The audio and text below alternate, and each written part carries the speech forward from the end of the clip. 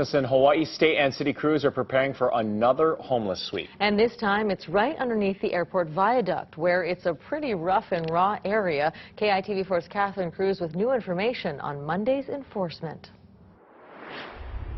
There are chop shops operating under the freeway out of sight. They've been there for months. Strip mopeds are strewn everywhere, and there are growing piles of rubbish buzzing with flies and roaches.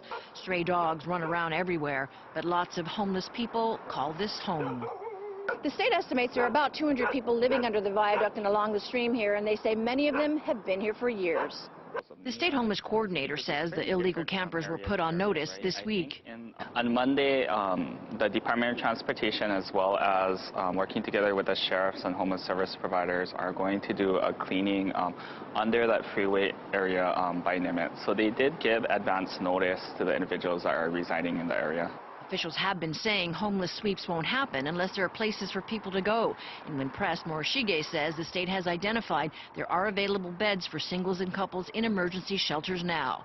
This woman wasn't aware of the pending sweep. She says her boyfriend died recently, and she's had a tough time dealing with the heat. My kids come visit me sometime and bring me food. Yeah. You can't stay with your kids? No. No, I can't. She told us she's ready to give up the streets and head for a shelter, even if it means giving up her puppy. Morishige says outreach workers with Kalihi Palama, Waikiki Health Center, and the Institute for Human Services have been canvassing the area, and they're well aware of the high concentration of dogs and cats.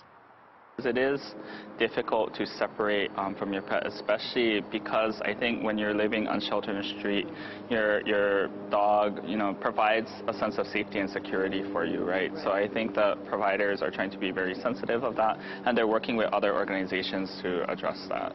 Morishige says the state does plan to follow up with regular checks to try and prevent the homeless from settling back in the area.